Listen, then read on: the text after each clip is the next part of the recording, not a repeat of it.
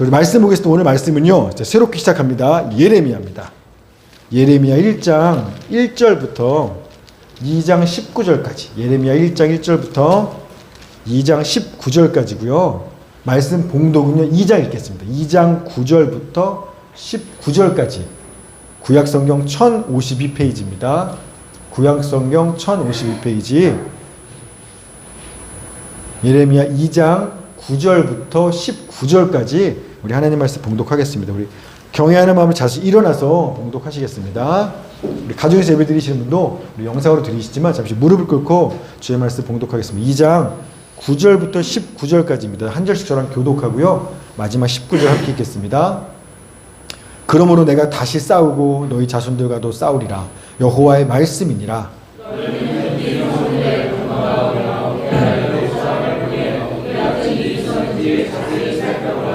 어느 나라가 그들의 신들을 신한 것과 바꾼 일이 있느냐? 그러나 나의 백성은 그의 영광을 무익한 것과 바꾸었도다.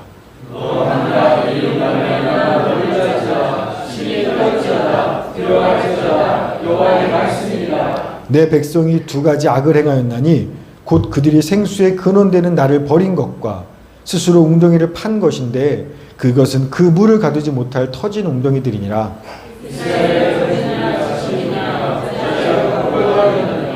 어린 사자들이 그를 향하여 부르짖으며 소리를 질러 그의 땅을 황폐하게 하였으며 그의 성읍들은 불타서 주민이 없게 되었으며 내 하나님 여호와가 너를 길로 인도할 때에 내가 그를 떠남으로 이를 자취함이 아니냐.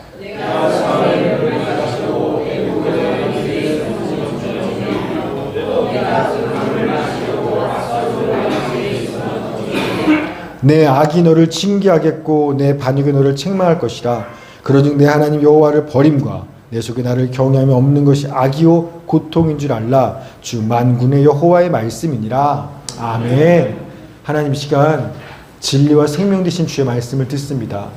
정말 주님이 생수의 근원 되시온데 오늘도 말씀을 듣는 가운데 우리 안에 생수가 샘솟는 시간 되게 하여 주시옵소서. 이 세상 살아나가면서 갈급함과 목마름과 황폐함에 곤고하였더라면 말씀을 듣는 가운데 생수로 말미암아 내 심령이 살아나고 하나님을 위하여 다시 한번 힘을 내서 살아갈 그 힘을 공급받는 시간 되게 하여 주시옵소서. 감사드리며 예수님의 이름으로 기도했습니다. 아멘. 아멘. 자리에 앉으시겠습니다. 마이크 조절.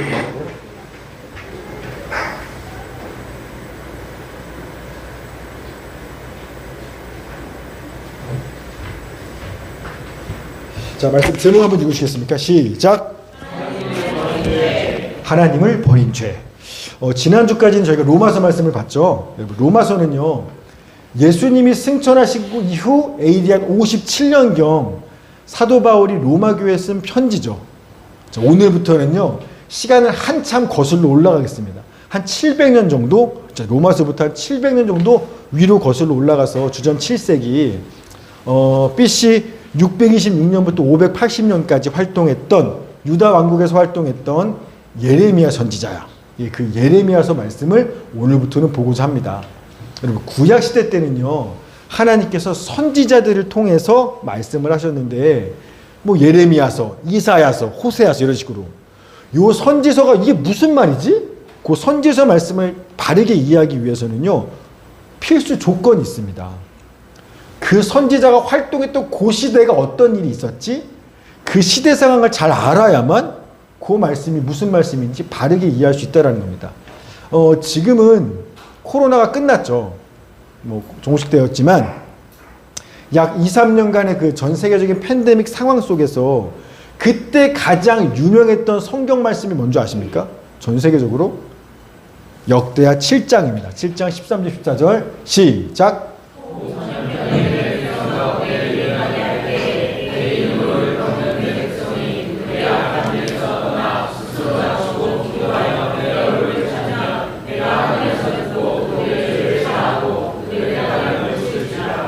아멘.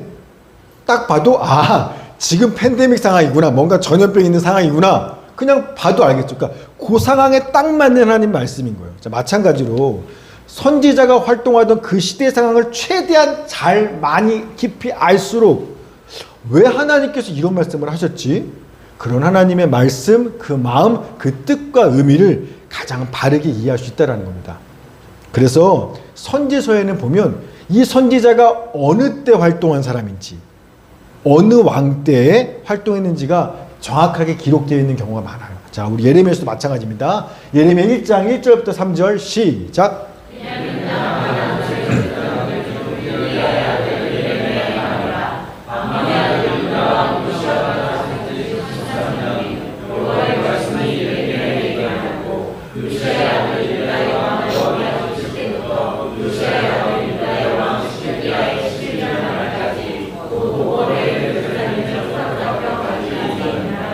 아멘. 예루살렘 제자가 활동을 언제 시작했냐면 2절에 유다왕 요시야가 다스린 지 13년 그때 하나님 말씀이 처음으로 예레미야에게 임하기 시작한 겁니다. 선지자로 부름받은 거예요. 자, 언제까지 했냐면 3절에 보면 유다왕 시드기야 11년 말까지, 그 마지막 말 5월 달에 예루살렘이 바벨론에 멸망당하고 포로로 사로잡히는 그때까지 예레미야 선지자가 하나님 말씀을 대언하는 선지 활동을 했다라는 겁니다. 표 한번 보여주시겠어요? 그 다음. 자, 보면 사울왕, 다윗왕, 그 다음 솔로몬왕. 솔로몬왕 이후로 우리나라가 남과 북이 갈리는 것처럼 이스라엘도 북쪽 이스라엘과 남유다, 북이스라엘 10개 지파, 남유다 2지파, 베냐민 유다 지파 두 나라로 갈려요. 북이스라엘은 진즉 멸망을 하게 되고, 자, 남유다 왕국의 1대 왕이 솔로몬의 아들이었던 르호보암부터 마지막 20대 시드기야까지 총 20명의 왕들이 남유다의 왕들인 겁니다. 자, 그런데 이 예레미야가 활동했던 건 누구 때부터냐면, 자, 제가 노란색 표시해놨죠. 16대 왕인 요시야 왕부터 여호와스, 여호와김, 여호야긴, 시드기야, 요 5왕의 시기에 걸쳐서 활동했던 선지자가 예레미야 선지자인 거예요. 꽤 오래 활동했죠. 그래서 여러분, 이 요시야 왕이 왕위에 오를 때가 언제냐면 BC 639년도에 요시야 왕이 왕위에 오릅니다. 그런데 요시야 왕이 왕위에 오르고 통치 13년 때 예레미야가 사역을 시작하니까 13년이면 BC 626년도에 예레미야는 처음 부르심을 받아서 이제 선지자 사역을 시작하는 겁니다. 그 다음에 유다의 마지막 왕이 시드기야인데, 시드기야 왕 통치 11년째, 그해 5월 달에 멸망하게 되는 거죠. 그때가 언제냐면 BC 586년인 겁니다. 따라서 예레미야는요, 유다의 마지막 멸망 왕조, 그때 멸망기 때 약 40여 년 동안 선지자 활동을 했던 사람이 예레미야예요. 자, 그래서 예레미야 선지자의 별명이 눈물의 선지자입니다. 우리나라 뭐 구한 말 이런 식으로 한 나라의 왕조가 멸망하는 그 마지막 때 활동했더니 얼마나 눈물을 흘렸겠습니까? 그걸 지켜봤으니까요. 그러니까 BC 1446년도에 하나님께서 이스라엘을 애굽의 종살이에서 구원하셨어요. 그리고 가나안 땅에 인도하셔서 거기에 하나님의 나라, 하나님의 백성, 하나님의 성전을 세웠다는 겁니다. 그랬는데 BC 586년, 즉 나라를 세우고 860년 만에 그 하나님의 나라가 쇠퇴하고 멸망하는 그 시기에 활동했던 게 예레미야니까요. 그 모습을 지켜보면서 그 하나님의 애끓는 마음을 쏟아냈던 선지자가 예레미야예요. 그러니 날마다 눈물을 흘릴 수밖에 없었던 사람인 겁니다. 특별히 우리가 오늘부터 보게 될 예레미야 1장부터 6장까지는요, 예레미야 선지자가 40년간 사역했던 그 기간 중에 가장 초창기 때 사역했던 말씀이 1장부터 6장이에요. 그래서 즉 어느 왕 때일까요? 그러면 어느 왕 때 말씀일까요? 당연히 요시야 왕이죠. 초창기 때니까. 요시야 왕 때 선포된 말씀인 겁니다. 따라서 이 요시야 왕 때 상황이, 유다 상황이 어떤 상황이었지? 요걸 잘 알아야 예레미야 1장부터 6장까지 이 말씀이 무슨 말인지 이해가 되고 그 하나님의 마음이 우리한테도 와닿을 수 있다는 겁니다. 자, 먼저 요시야 왕은 아까 BC 639년 8살 때 왕이 올라요. 그런데 이 요시야 왕의 아빠가 누구예요? 아몬. 그 아몬의 아빠가 므낫세죠. 이 므낫세와 아몬 두, 그러니까 요시야 왕의 할아버지 아버지는요, 유다 20명의 왕들 중에 손꼽히는 악한 왕이에요. 넘버 1, 2입니다. 악한 걸로. 하나님을 워낙에 대적하고 성전에 막 우상들 데려다가 섬기는 말도 안 되는 짓을 한 게 므낫세와 아몬 왕이에요. 자, 그런데 그 아들이자 손자인 요시야 왕은요, 정반대의 왕이에요. 굉장히 선한 왕인 겁니다. 자, 열왕기하 22장 1절 2절 시작.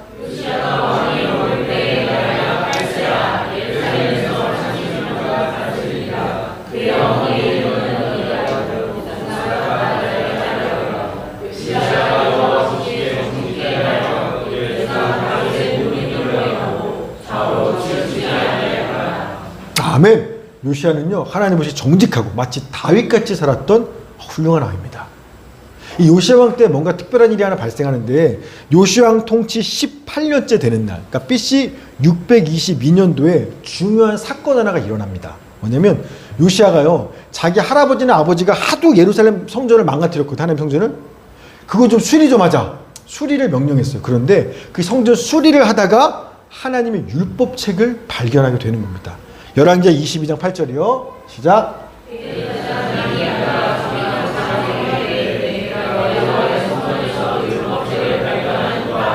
아멘. 아마도 이 므낫세와 아몬 요 왕들이 성전을 망가뜨리고 난리를 칠 때 그때 누군가가 그 율법책을 혹시나 훼손될까 봐 숨겨놨을 거예요.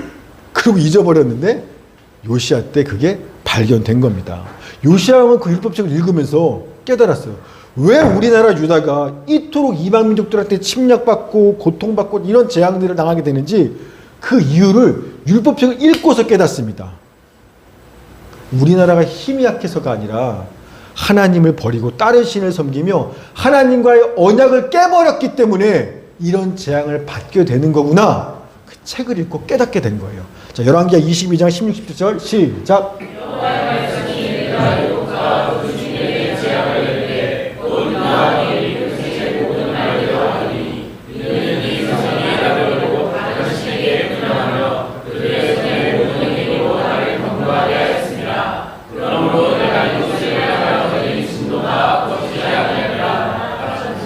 아멘, 아멘. 그래서 요시야 왕이 어떻게 하냐면 그 읽은 날부터 이후로 대대적인 유다의 종교개혁을 일으킵니다. 이 나라의 이방 우상신들 다 없애버려. 그리고 우리는 하나님만 섬기는 나라로 돌아가는 거야. 그리고 종교개혁을 단행하는 거예요. 그때가 언제냐면 아까 봤던 요시야 통치 18년째 BC 622년도에 종교개혁을 시작합니다. 여러분, 그러면 예레미야 때 처음 하나님 말씀이 임했던 데는 요시야 왕 통치 13년째예요. BC 626년. 자, 그러니까 예레미야가 처음 하나님 말씀을 대언했을 때는 요시야 왕이 종교를 일으키기 전이에요, 후에요? 전이에요. 4년 전인 겁니다. 아직 종교를 일으키기 전 4년 전에 하나님의 말씀이 예레미야를 통해한테 임한 겁니다. 따라서 예레미야 1장부터 6장까지는요, 요시야가 종교를 일으키기 이전 상황에서 주신 말씀이에요. 즉 아직 유다 나라에 므낫세라든가 아몬 같은 나쁜 왕들이 시작된 그 이방 우상 문화가 성행하고 있을 때에 주어진 말씀이라는 겁니다. 따라서 그 당시 도대체 우상 숭배를 어떻게 했는데 그 유다 상황을 알려면 요시야가 종교개혁 때 어떤 것들을 쳐부셨는지를 보면 그 전 상황은 이랬었구나 알 수 있겠죠. 자, 그 전 상황 한번 보겠습니다. 열왕기 22장 4절부터 7절. 자, 제가 읽을 테니까 한번 들어보십시오. 종교개혁 때 상황이지만 그 이전에 어땠는지 생각 한번 들으시면 돼요. 왕, 요시야 왕이죠. 왕이 대제사장 hil기야와 모든 부제사장들과 문을 지킨 자들에게 명령하여 바알과 아세라와 하늘의 1월 성신을 위하여 만든 모든 그릇들을 여호와의 성전에서 내다가 예루살렘 바깥 기드론 밭에서 불사르고 그것들의 재를 베델로 가져가게 하고 옛적에 유다 왕들이 세워서 유다 모든 성읍과 예루살렘 주위의 산당들에서 분향하며 우상을 섬기게 한 제사장들을 폐하며 또 바알과 해와 달과 별대와 하늘의 모든 별에게 분향하는 자들을 폐하고 또 여호와의 성전에서 아세라상을 내다가 예루살렘 바깥 기드론 시내로 가져다 거기에서 불사르고 빻아서 가루를 만들어 그 가루를 평민의 묘지에 뿌리고 또 여호와의 성전 가운데서 남창의 집을 헐었으니 그곳은 여인이 아세라를 위하여 휘장을 짜는 처소였더라. 아멘. 유다는요, 하나님을 섬기는 하나님 나라 백성들이거든요. 자, 그런데 그 당시 유다의 모든 성읍들, 심지어 그 예루살렘, 하나님의 성전이 있는 그 성전 안에 어떤 신상이 있대요? 바알, 아세라, 하늘의 1월 성신, 해, 달, 별, 이런 것들을 섬기는 우상들이 하나님의 성전 안에 있다라는 거예요. 몰래 섬기는 게 아니라. 그래서 그 성전 안에 그 온갖 우상을 섬기는 그릇들을 요시아가 다 끄집어내 막 까고 부시고 하는 거예요. 그 성전 안에, 그러니까 하나님의 성전 안에 바알과 아세라 우상의 목상들이 서 있는 겁니다. 어떻게 생겼냐면 보여드릴게요. 다음 이렇게 생겼어요. 왼편에가 바알 신입니다. 오른쪽이 아세라 신이에요. 이런 신전에는 이게 목상이라든가 저런 벽자들이 예루살렘 성전 안에 저렇게 해놓고 섬기는 겁니다. 심지어요, 성전 안에 뭐가 있냐면 남창의 집이 있어요. 그걸 요시아가 허무는 거예요. 이게 뭐냐면 바알 신은 남자 신이고요, 아세라 신은 여자 신이에요. 그래서 바알과 아세라 신전에서 있는 우리 교회의 사제는 저 목사잖아요. 말씀을 설교하는 사람. 그런데 바알과 아세라 신전의 사제는 누구냐면 남창과 여창이 사제예요. 거룩한 옷을 입은 여자들, 남자들이 창기예요. 그래서요, 하나님께서 이스라엘 백성들한테 너희들아 가나안 땅에 들어가면 그들을 호흡하는 모든 것들을 진멸해야 돼. 한 사람도 가나안 문화에 젖어 있는 가나안 백성들 살려두면 안 되라고, 그래서 하나님이 명령하신 겁니다. 하나님이 내 백성 이스라엘만 사랑하고 남의 백성은 다 싫어해. 그러니까 다 죽여버려. 잔인한 분이기 때문에 그런 명령을 내리시는 것이 아니라 이런 악하고 더러운 이방 문화에 거룩한 하나님의 백성이 봐서도 안 돼. 물들어서는 안 돼. 생각도 하면 안 돼. 그렇기 때문에 가나안에 들어가면 모든 민족들을 다 죽여. 흉내도 내지 마. 그런데 기막히게도 지금 어때요? 지금 유다의 모습이 예레미야 선지자 때 몰래 우상을 어떤 사람들이 섬기는 정도가 아니라 감히 하나님의 예루살렘 성전 안에다가 그 바알과 우세 아세라와 1월 성신들을 다 신전들을 그 안에다 우상들을 세워놓고 그 안에 창기의 지듭을 둬서 남창과 여창을 둬서 거기서 그렇게 우상을 예배하고 있다는 겁니다. 기가 막힌 상황인 거예요. 근데요, 이게 유다 그 당시 상황의 끝이 아닙니다.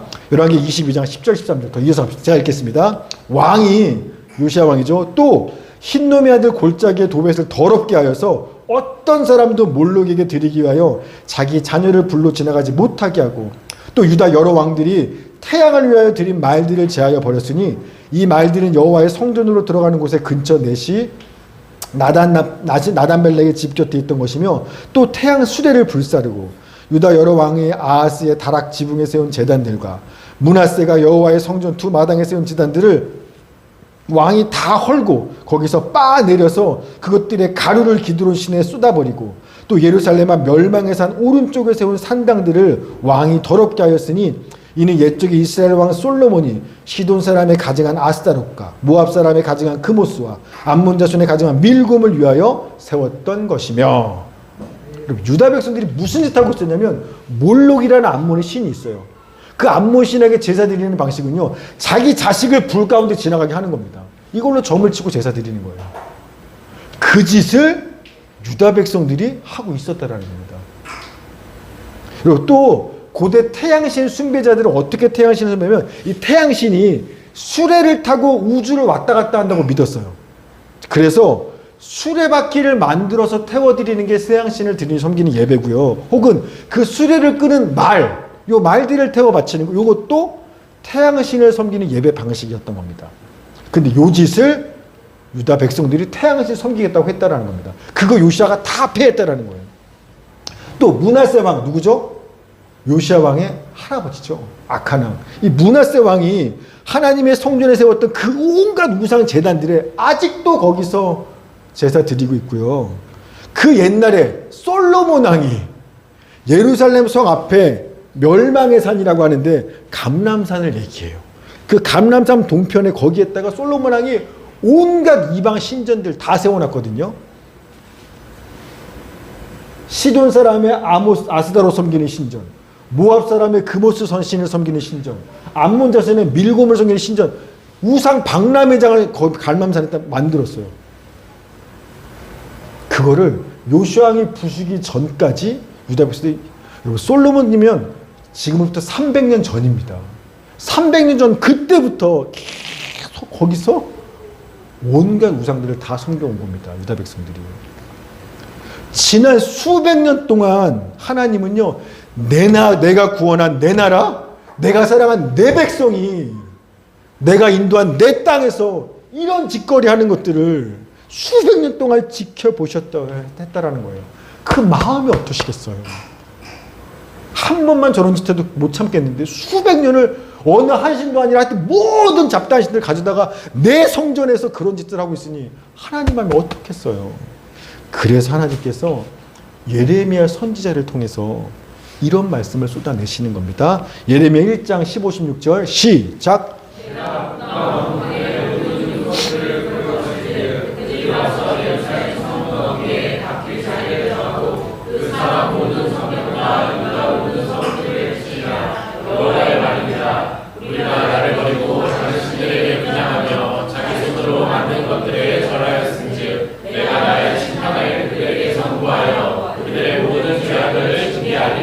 아멘. 그러실만 하죠. 이 심판의 말씀이 선포된 게 626년이에요.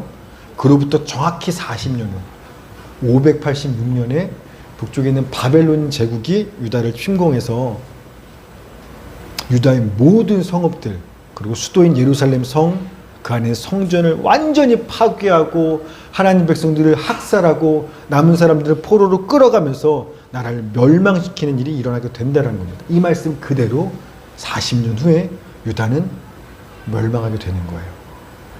여러분, 근데요, 한번 생각해 보세요. 당연한 것 같지만 하나님을 버리고 다른 신을 섬긴 게 이토록 지독한 멸망의 심판을 받을 만큼 큰 죄일까요? 한번 생각해 보세요. 하나님 외에 다른 하나님을 버리고 다른 신을 섬긴 게 이렇게 내가 다 막 지독하게 멸망당할 만큼 심판받을 그렇게 큰 죄야? 뭐 살인한 것도 강간한 것도 아니고 다른 신도 좀 섬길 수 있지 뭐. 여러분 사실 보세요. 가나안 사람들이 바알과 아세라 신을 섬기는 거, 시돈 사람들이 아스타롯 신을 섬기는 거, 모압 사람이 그모스 신을 섬기는 거, 암몬 사람이 밀곰 신을 섬기는 건 죄일 수 없겠죠. 자기가 태어났는데 그 나라 신인 거니까 그 이상 그건 별로 죄일 수 없어요. 그러나 유다 백성들이 하나님을 버리고 그런 신들을 섬기는 건요 결코 용납할 수 없는 중한 죄가 된다라는 겁니다. 왜냐하면 유다는 하나님과 언약을 맺은 하나님의 백성이요 하나님과 혼인한 하나님의 신부이기 때문인 겁니다.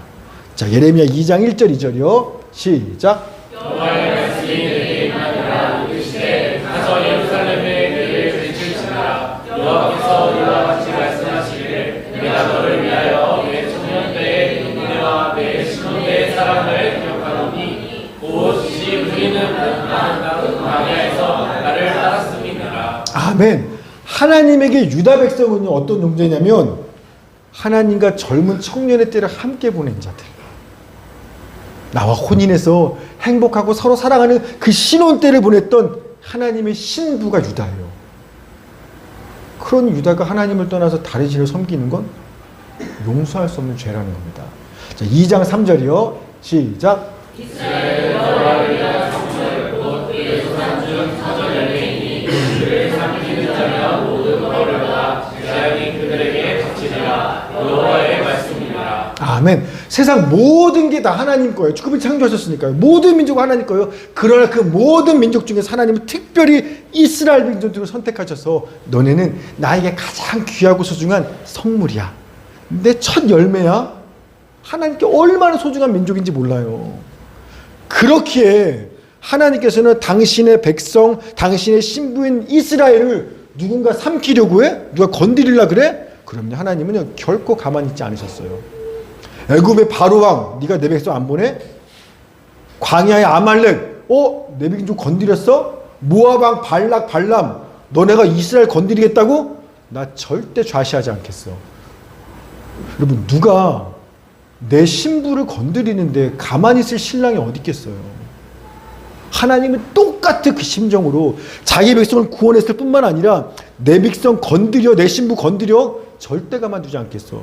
이 땅에서 이름을 아예 멸망시킬 거야. 그래서 전부 다 심판하고 없앴어요. 그런 은혜와 사랑을 하나님이 자기 백성에 쏟아 부으셨다라는 겁니다.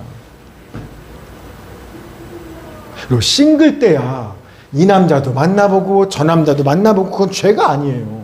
상관없어요. 그런데 결혼 서약으로 이미 한 남자의 아내가 되겠다고 선서했고 혼인식을 거쳤어요. 그렇게 해서 한 남자의 아내가 됐는데, 유부녀가 됐는데 그 남편을 버리고 이 남자 저 남자 괜찮나 만나보러 다닌다? 이 남자 저 남자하고 연애하고 사랑한다? 여러분 이건요 당연히 용서받을 수 없는 엄청난 죄죠. 지금 유다 백성들이 하나님을 버리고 다른 신을 좀 섬겨본 거? 이건요 그래서 그럴 수도 있지가 아니라 하나님 입장에서 결코 용서하고 용납할 수 없는 정말 멸망할 죄가 된다라는 겁니다. 그래서 예레미야 2장 5절 말씀 한번 보세요. 자, 여러분 하나님이 하시는 이야기입니다. 시작.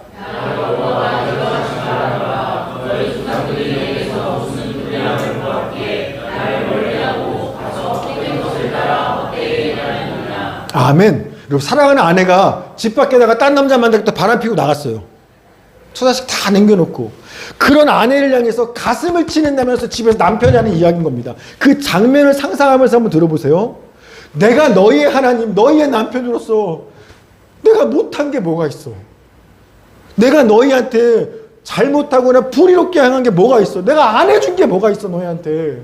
그런데 어떻게 나를 버리고 떠나서 저 너희를 전혀 행복하게 해줄 수 없는 그런 헛된 것들을 따라서 그런 것들을 섬기는 그런 것들을 사랑하는 헛된 짓을 하는 거야. 왜 그러는 거야?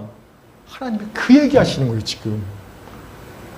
내가 너네 남편이고 다 해줬는데 내가 도대체 뭘 잘못했길래 내가 뭘 부족하게 했길래 나를 버리고 떠나서 저 거친 것 헛된 것들에 거기를 섬기며 따르고 있냐라는 거예요.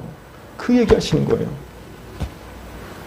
여러분 이런 짓을 한 거는요 유다 백성들 전체 중에 일부 어리석고 나쁜 몇 놈들이 그런 나쁜 짓 한 게 하나님 배신한 게 아니에요. 유다 백성 전체가 그런데 심지어 누구보다 하나님을 잘 알고 하나님을 가르쳐야만 할 유다 백성의 지도자들조차도 하나님을 떠났어요. 그분을 버리는 죄를 짓고 다른 우상을 섬겼다라는 겁니다. 예레미야 2장 8절입니다. 시작.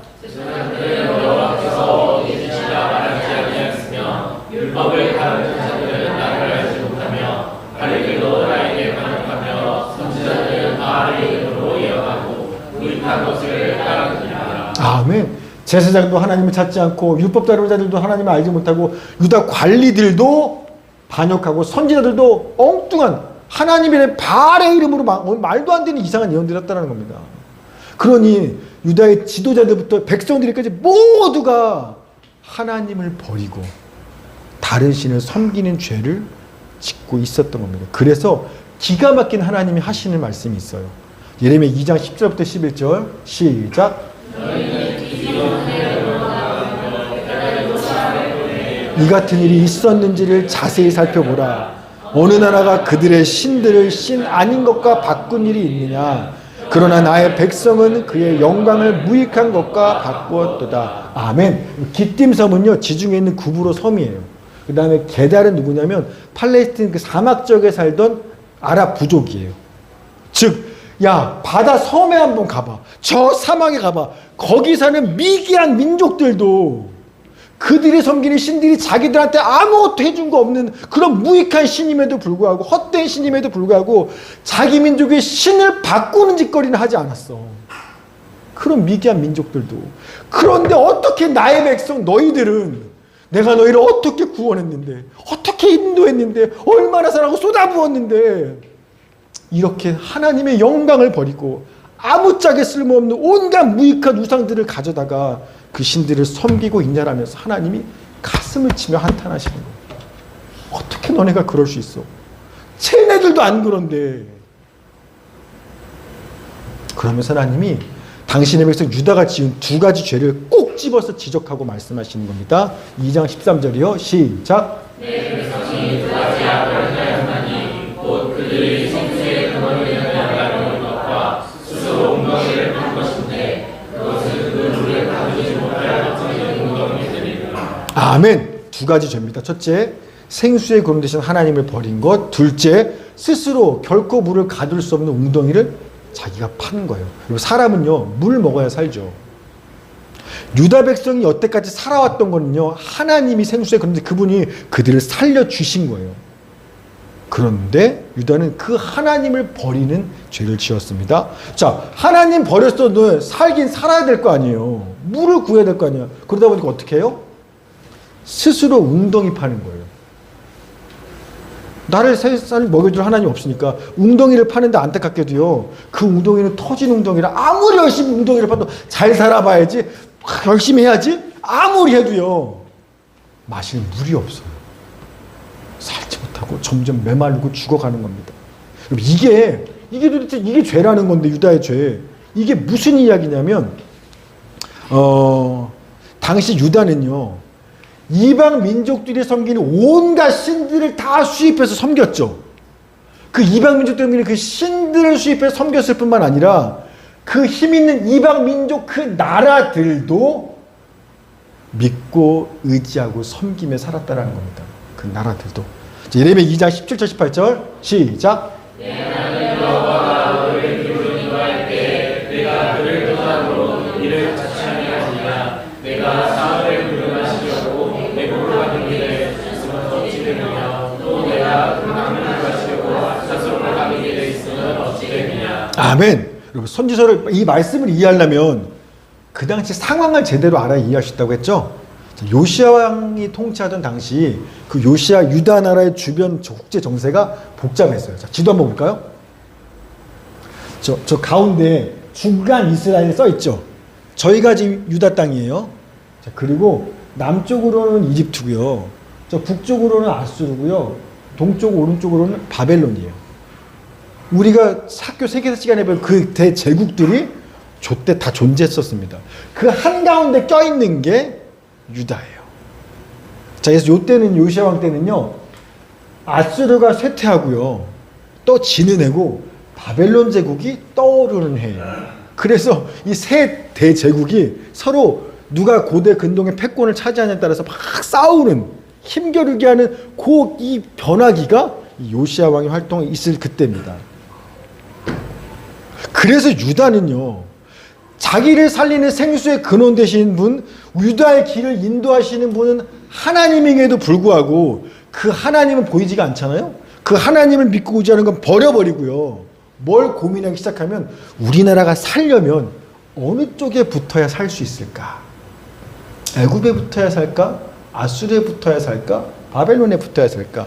이거 고민하면서 유다의 친애굽파, 친아수르파가 나눠지는 거예요. 그래서 애굽으로 사신을 보내기도 하고 아수르로 사신을 보내기도 하면서 그들한테 도움을 요청하고 그들을 의지하고 우리 유다를 좀 지키고 보호하고 돌봐달라고 돈 줘가면서 그들에게 구걸하고 빌었다라는 겁니다. 그거 보면서 하나님이 기가 막히신 거예요. 그래서 그런 얘기하는 겁니다. 너희가 너희의 길을 인도하는 생수의 그런 데 나를 버렸을 뿐만 아니라 니네 스스로 우물 파겠다라고, 여기 우물 팠다가 저기 우물 팠다가 어디 가야 내가 살 수 있는 거지? 이런 죄들을 짓고 있는 거예요, 지금. 그 얘기 하시는 거예요. 여러분, 지금도 비슷하죠? 미국에 붙어야 잘 사는 겁니까? 중국에 붙어야 잘 사는 겁니까? 우리도 위치가 비슷하죠? 강대국 사이에 껴서. 어디에 붙어야, 어디에 연결해야 우리 국익이 되고 우리나라 잘 살 수 있지? 우리도 고민하잖아요. 나뉘잖아요. 친중파랑 친미랑. 똑같은 거예요. 유다 백성들도. 여러분, 유다는 분명 하나님과 언약을 맺은 하나님의 백성이고 하나님이 선택한 하나님의 성전이 예루살렘에 있음에도 불구하고요, 이처럼 그들은요 하나님을 버렸어요. 하나님을 버리고 더 이상 그들의 마음에는 하나님을 두려워하는 마음이 없었습니다. 이게 바로 유다 너희의 죄악이요 너희가 당하는 모든 고통의 이유라고 하나님이 말씀하시는 거예요. 예레미야 2장 19절입니다. 시작.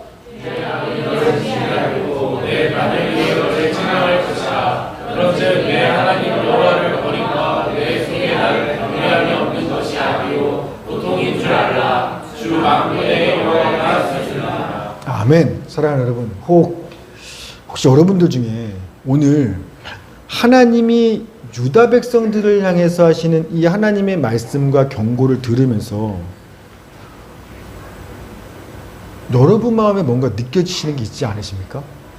나한테 하는 얘기 아니잖아요. 유다 백성들한테, 우상 숭배했던 유다 백성들, 하나님 버린 그들한테 하는 얘기인데 여러분 마음에도 왠지 뭔가 좀 이렇게 불편하고 무거운 마음이 느껴지지 않는 겁니까? 여러분, 하나님을 버리는 죄를 지었다라는 이야기는요, 하나님 안 믿는 이방인들한테 하는 이야기 아닌 거죠. 버렸다는 얘기는 이방인은 아직 모르니까 아예 하나님을. 즉 하나님과 백성이 되는 언약을 맺고 하나님의 구원과 사랑과 은혜를 받은 이스라엘을 향한 책망인 거예요. 네가 나를 버렸어. 심판받을 거야 라는 이야기인 겁니다. 오늘 우리도 마찬가지입니다. 이 예레미야 저자를 통해서 하신 하나님 이 책망과 심판의 메시지는요, 예수 안 믿는 세상 불신자들한테 너 심판받을 거야 하신 얘기 아니에요. 예수를 믿고 구원받아 하나님의 백성과 자녀가 된 우리들에게 하시는 하나님의 책망과 심판의 메시지라는 겁니다. 여러분, 그럼 도대체 하나님을 버렸다? 하나님을 버린 죄라는 게 뭘까요? 자, 유다 백성들이 하나님을 버린 죄는요, 우상 섬기는 거, 하나님 대신에 눈에 보이는 힘 있는 강대국들을 의지한 거, 이게 하나님을 버린 죄였어요. 그럼 예수 믿고 구원받은 우리들이 하나님 버린 죄라는 거 뭘 한 걸 얘기한 거예요? 뭐 불교로 개종한 걸 얘기한 걸까요? 원래 기독교였는데 불교로 개종해서 교회 오지 않고 절에 가서 부처님 앞에서 절하는 거? 이게 우리가 하나님을 버린 죄일까요? 만약 그렇더라면 우리 중에 너 하나님 버린 죄를 졌어, 이런 경고와 심판받을 거야, 이런 말을 들을 사람은 아무도 없죠. 우리 지금도 그 하나님을 믿고 예배하기 위해 자리 나왔잖아요. 그런데 이상한 건 뭐냐면, 저는 불교로 개종할 생각 없거든요. 한번 했었잖아요. 한번 했다가 돌아왔기 때문에 다시 불교로 개종할 생각도 없고, 하나님 외에 다른 우상을 섬기고 싶은 마음은 제 안에 1도 없어요. 그런데 이상하게도요, 너희가 하나님을 버렸어 라는 예레미야 책망을 듣는데 왜 자꾸 제 가슴이 벌렁거리고 마음이 불안하고 두려울까요? 저는 하나님의 다른 우상 숭배 마음 없거든요. 근데 왜 네가 하나님을 버렸어 라는 책망을 듣는데 왜 제 마음이 남 얘기처럼 들리지 않고 이렇게 불안하고 두렵죠? 여러분, 우리 안에 있는 성령님께서 지금 뭔가 나에게 말씀하고 있다라는 거예요. 제가 다시 물어볼 테니까 성령님이 여러분 마음에 하시는 하나님 말씀을 한번 들어보십시오. 여러분, 생수의 근원 되신 하나님을 버린 죄 가운데 있지 않으십니까? 하나님의 도움은 필요 없이 스스로 내 힘으로 잘 살아보겠다라고 물을 가두지도 못한 웅덩이를 파시느라 고생하고 있지 않으십니까? 분명 하나님을 버리고 떠났는데 내 마음에 두려움조차 없지 않으십니까? 내 문제 아니야. 당당하시면 괜찮은 건데요. 뭔가 마음이 불편하세요? 지금 성령님께서 말씀하고 계시는 거예요. 어제 주님은 나의 최고봉에 있는 성경 구절이 여호수아가 한 마지막 말이었어요. 자, 여호수아 24장 15절입니다. 시작.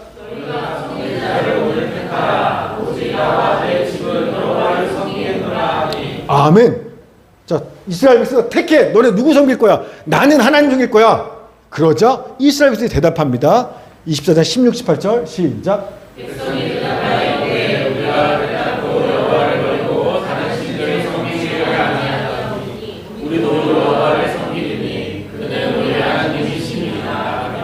우리는 하나님을 섬기겠습니다. 다른 신을 안 섬길 거예요. 라고 대답해요.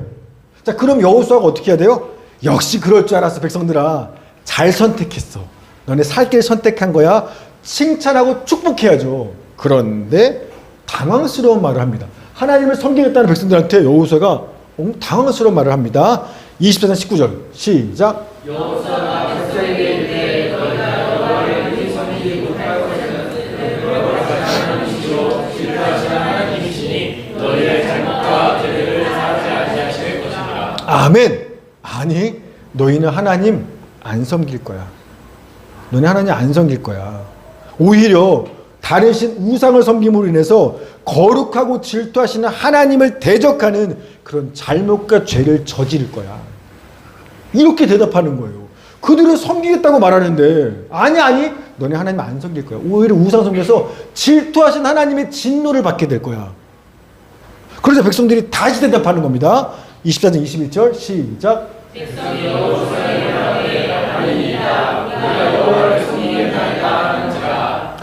아니 무슨 소리세요 여호수아요.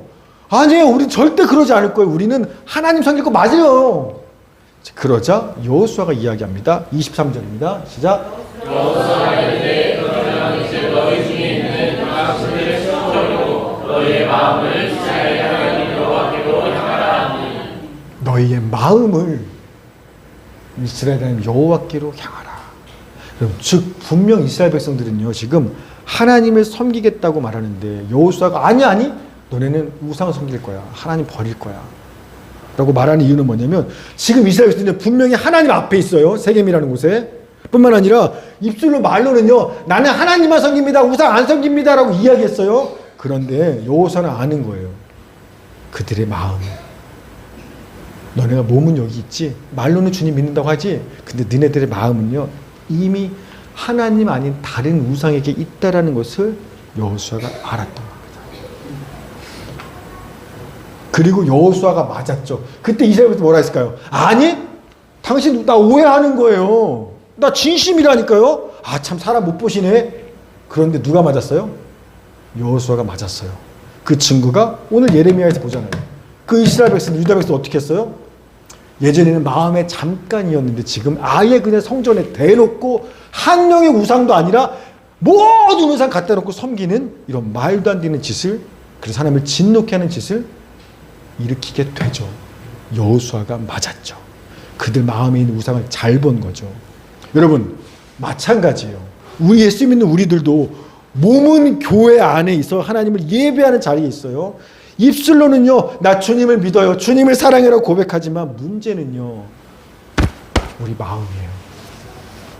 우리 마음에 하나님을 두려워함이 없고 우리 마음에 하나님이 아닌 다른 것들을 믿고 의지하고 사모하고 사랑하고 있다면 그게 바로 하나님을 버린 죄 가운데 있는 겁니다. 하나님을 버리신 거예요. 여러분 그렇기 때문에 오늘 예레미야 이 말씀을 들을 때 우리 마음이 불편했던 거예요. 나는 예수 믿는다고 여기 교회 안에 앉아있지만 성령님께서 네 마음 잘 봐봐. 나는 알아. 네 마음에 하나님 외에 네가 믿고 의지하고 사랑하고 섬기는 거 있잖아. 그걸 지적하셨기 때문에 우리 마음이 말씀 듣는데 불편하고 어려웠다라는 겁니다. 여러분 그거 아세요? 내 마음이지만 나도 내 마음 다 모른다라는 거 맞는 거죠. 나도 내 마음이 어딘지 잘 모르겠죠. 심지어요 우리는요 자기가 자기를 속이면서도 내가 속고 있다는 걸 모를 수도 있어요. 저는요 제 얘기를 할게요. 저는요 제가 당연히 입술만이 아니라 마음으로도 하나님만 의지하고 믿고 사랑한다고 섬긴다고 난 주님 한 분이면 충분하다라고 생각했어요. 전 제가 그런 사람이라고 확신했어요. 그런데 얼마 전에 이런 제 생각이나 확신과 상관없이 내 마음이 하나님을 버린 죄 가운데 있다는 것을 깨닫고는요 제가 소스라치게 놀랐어요. 나한테 그런 마음이 있는지 내 마음에 그런 우상이 있는지 몰랐어요. 전 제가 하나님 잘 믿는 줄 알았어요. 매월 말이 되면 그달 교회 헌금을 정산해서 뭐 정해진 지출들을 제가 합니다. 지난 3년 동안 교회 재정이 굉장히 여유로웠어요. 그런데 지난달 그러니까 6월달 헌금 정산을 해서 지출을 하고 났는데 3년 만에 교회 재정이 바닥이 났습니다.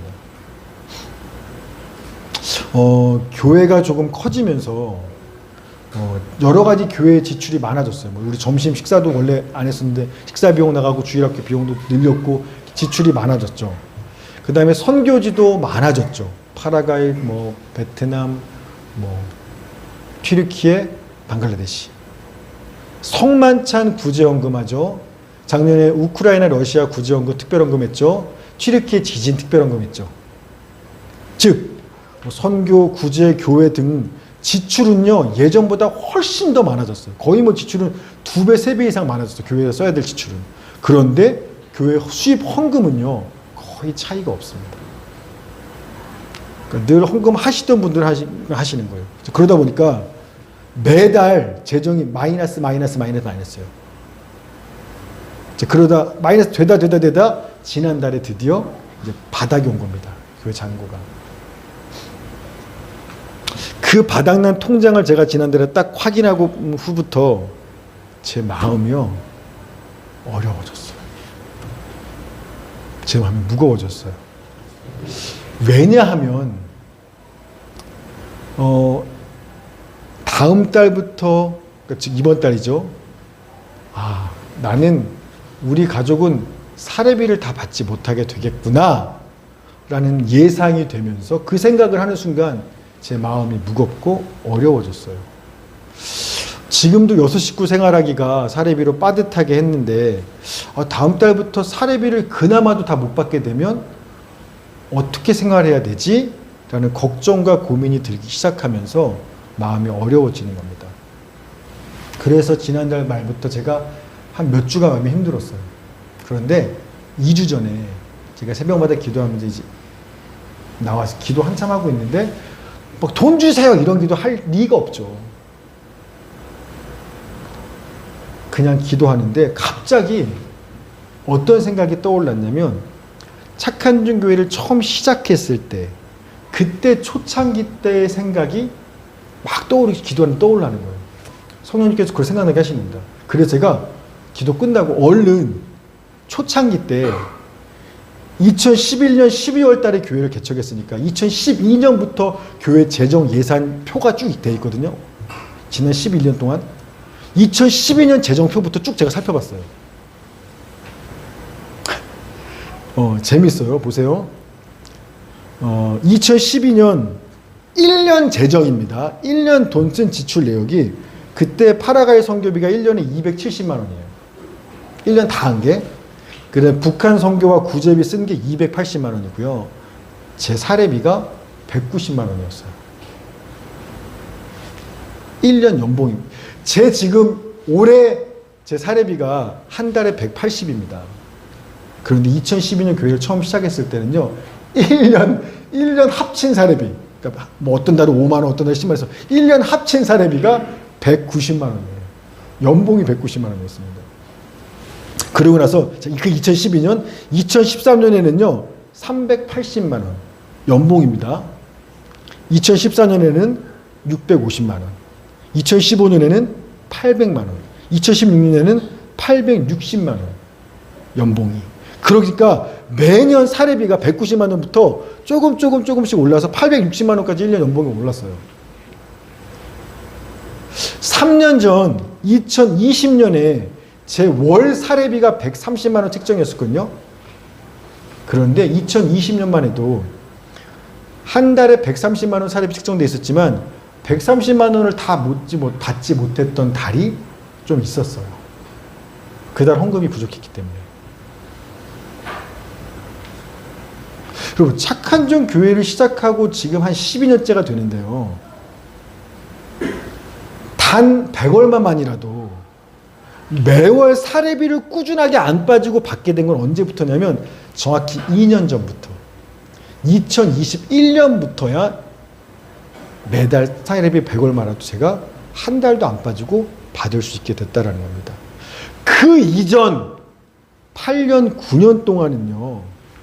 도저히 상식적으로는 생활할 수 없고 생계가 불가능한 상황이었음에도 불구하고요. 하나님은 한 번도 굶기시지 않았고 먹이시고 입히시고 채우시고 인도하시는 넘치는 기적의 은혜를 한두 번이 아니라 8년, 9년을 그렇게 베푸셨다라는 겁니다. 제가 그걸 기도하다 딱 깨닫고 나서는요. 정신이 번쩍 든 겁니다. 그런 8, 9년을 은혜로 살았던 제가 지난달 통장 잔고 딱 확인하고서는 끝났네. 이제 다음 달에 사례비 다 못 받겠네. 그러면 어떻게 생활하지? 걱정하기 시작하면서 마음이 무거워요. 자, 그러면서 하나님을 믿고 의지하는 게 아니라 하나님이 아니라 그러면 생활은 해야 되겠고 어디서 웅덩이를 파야 될까? 내가 살아남으려면. 어디 돈 나올 구석이 없나? 내가 헌금을 너무 많이 하나? 헌금을 좀 줄여볼까? 등등등등. 제가 살아남기 위해 스스로 여기저기 웅덩이를 파기 시작하는 거예요. 제 생각 속에서. 미친 거죠. 하나님을 버린 거죠. 하나님을 버린 거예요. 하나님께서 씨 뿌리지 못하는 땅 광야에서, 사람이 살 수 없는 그 사망의 땅에서 당신의 백성과 신부를 어떻게 먹이고 입히고 돌보시며 그 광야 40년을 보내게 하셨는지를 까맣게 잊어버린 유다 백성들과 똑같이 저도 수년 동안 연봉 190만 원을 받아도 딴 데 알바하지도 않았어요. 아내가 돈 벌지 않았어요. 진짜 그게 저희 가족 전부였어요. 1년 190만 원이. 그런데 매달 월세 내면서 지난 10몇 년 동안 한 번도 굶지 않고 빚지지 않고 하나님의 은혜로 살아왔으면서 그 신실하신 하나님을 제가 어느 순간에 잊어버렸어요. 여러분, 입으로는요, 나 주님 사랑합니다. 주님 한 분이면 충분합니다. 내 모든 삶 주님께 드립니다. 전 수도 없이 고백하고 지금도 그렇게 이야기했어요. 그러나 제 마음은요, 언제부턴가 주님 한 분이면 충분합니다. 주님만 믿고 의지합니다. 주님만 사랑합니다가 아니라 매월 들어오는 수입을 믿고 의지하고 섬기고 사랑하고, 내가 그렇게 내 마음이 나도 모르는 새에 하나님이 아니라 매달 들어오는 고정 수입 사례비를 내가 마치 주님처럼 의지하고 있었구나. 내 마음에 하나님 버리고 우상을 섬기는 죄를 짓고 있었구나. 그러니 사례비 못 받을까 봐 마음이 두려운 거죠. 만약에 제가 주님을 섬기는 게 진짜였더라면 사례비 받든 못 받든 옛날 팔고 그냥 똑같아야 되잖아요. 오히려 그때보다 지금 상황은 더 난데. 그래 내 마음이 하나님을 버리고 우상을 섬겼구나 깨달은 거예요.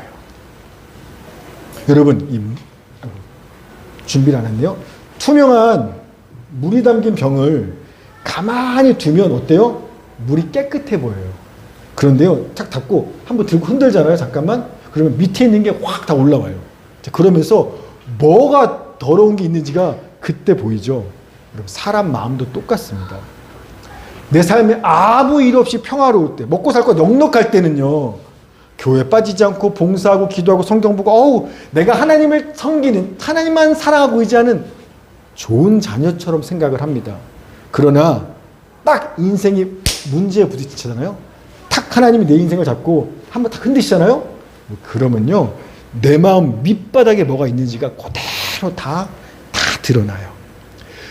내 마음이 진짜로 믿고 의지하고 사랑하며 섬기는 게 뭐였는지가, 그 실체가요, 인생에 딱 문제를 만나면 다 드러나게 되는 겁니다. 흔히 나 이 문제 때문에 마음이 흔들려. 이런 일이 벌어졌는데 속상해 죽겠어. 여러분, 아니요. 그 문제와 상황 때문에 우리 마음이 흔들리는 게 아니라 오히려 그 상황 때문에 우리 마음에 뭐가 있었는지, 내가 하나님 외에 뭐를 우상으로 섬기며 살았는지, 그 죄가, 그 우상의 실체가 이제서야 비로소 드러나게 된다라는 겁니다. 사랑하는 여러분, 혹시 지금 여러분이 처해 있는 그런 상황과 형편과 문제 때문에 마음이 요동치고 뒤집히셨습니까? 저처럼. 그래서 이 상황과 문제들이 해결되어서 내 마음 좀 편안하게 다시 옛날로 돌아가게 해주세요. 왜 이런 문제가 벌어진 거, 하나님 원래대로 좀 돌아가게 해주세요. 이 문제 해결해 주세요. 그래서 원래대로 좀 평안하게 믿음 좋았어. 그때로 나를 돌이켜 주세요라고 혹시나 그렇게 기도하십니까? 하나님의 뜻과 반대되는 기도하시는 거예요. 지금 잘못 기도하고 계시는 거예요. 오히려 하나님은 우리한테 그 시간을 통해서 너도 몰랐지? 네 마음에 진짜 네가 믿고 섬기는 게 뭔지 너도 몰랐지? 내가 알려줄게. 넌 아직도 돈을 섬기는 거야. 넌 아직도 네 자식을 사람을 섬기는 거야. 넌 아직도 네 자존심이 더 중요한 거야. 넌 아직도 네 꿈과 비전과 네가 할 수 있는 능력들이 더 자신 있게 붙잡고 사는 거야. 넌 아직도 나를 믿고 의지하지 않아. 넌 나를 버리고 다른 우상을 섬기고 있는 거야. 그 실체를 보여주시려고 우리 인생을 붙드시고 흔드시고 있다는 거예요. 성령님께서 그거 알려주시려는 겁니다. 사랑하는 여러분, 여러분 처음 주님 믿고 만났을 때 어떠셨어요? 지금 여러분이 처한 상황보다 훨씬 더 열악한 상황, 씨 뿌리지 못하는 땅, 죽음의 땅, 광야 같은 상황 아니었어요? 제가 교회 처음 개척하고 수년 동안 그랬어요. 연봉 190만 원, 300만 원 어떻게 삽니까? 지금보다 훨씬 더 어려운 상황이었어요. 근데요, 그때는요, 신혼 때 같았어요. 뭐 30평, 40평짜리 집에 안 살아도 난 당신만 있으면 행복해. 그런 주님 한 분이면 행복한 기쁨이 제 안에 있었고요. 나 같은 죄인이 구원받았다는 감격이 넘쳐났었고요. 주님을 향한 감사와 기쁨과 찬양이요, 내 마음과 삶에 날마다 솟아났었어요. 여러분, 그때를 기억하셔야 되는 겁니다. 하나님께서는 지금 그때를 기억하시는 거예요. 청년의 때, 신혼 때 네가 나를 얼마나 사랑하며 따랐었는데, 진짜 나 하나면 괜찮다고 말했었었는데, 하나님은 지금도 그때를, 우리와 사랑 나눴던 그때를 기억하시면서 우리가 다시 습관적으로 몸만 여기 앉아있는 게 아니라 우리의 마음도 마치 새 신부처럼 다시 신랑 대신 주님께 돌아오기를 하나님은 지금도 원하신다라는 겁니다. 아멘이에요. 아멘. 바라기는 여러분, 거짓된 세상의 우상들에 자꾸 마음 두지 마십시오. 목사인 저도 모르는 새 사렙이 돈의 마음이 의지예요. 하물며 여러분이시겠습니까? 그러나 여러분, 그 어떤 돈도 재물도 직장도 가족도 우리를 만족시키거나 살려주는 거 아니에요. 속지 마세요. 헛된 겁니다. 오직 우리를 살리실 수 있는 분은 생수의 그런 대신 하나님밖에 없으니까. 여러분이 어떤 처지와 상황이 있든지 간에 우상을 버리시고 하나님께로 온 마음 다해 돌아오시는 우리 모두가 되기를 주의 이름으로 축원합니다. 아멘.